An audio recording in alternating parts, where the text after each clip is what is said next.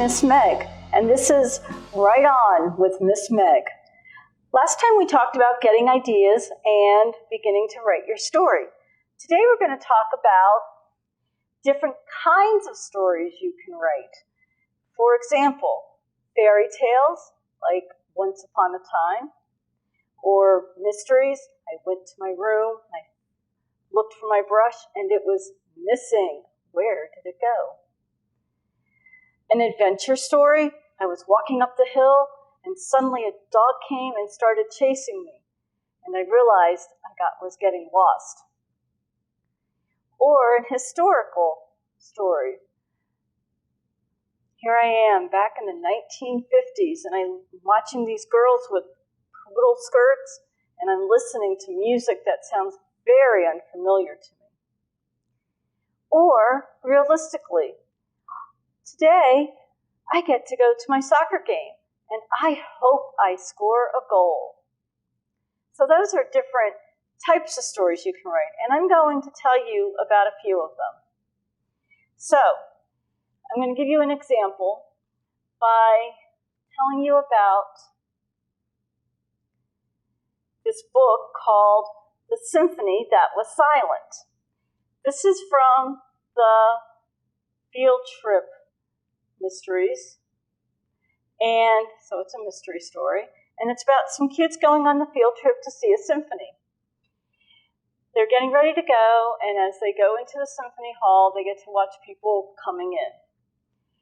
In the middle of the symphony, the person who is directing the symphony comes out and says, "The display flute is missing." And there's the problem in the story, and we have to solve that problem. So in the end, they're solving the problem and finding out how they finally found the display flute. And that's how you begin to tell a mystery story. That's the bare bones. Another story I'm going to tell you about is Magic Treehouse.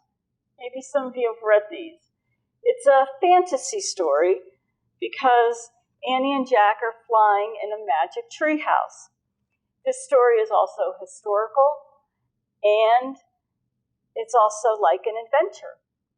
This book is called Late Lunch with Llamas, and it's about Annie and Jack, and they take their magic treehouse and they fly into old ancient Peru. And they meet a boy called Topa, and he's looking for his llama. So Annie and Jack go off to look for Topa's llama, and it's an adventure for them because they have to go through the forests and the mountains and all the different things they encounter during this adventure. And then at the end, they bring the llama back to Topa, and then they go home in their magic treehouse.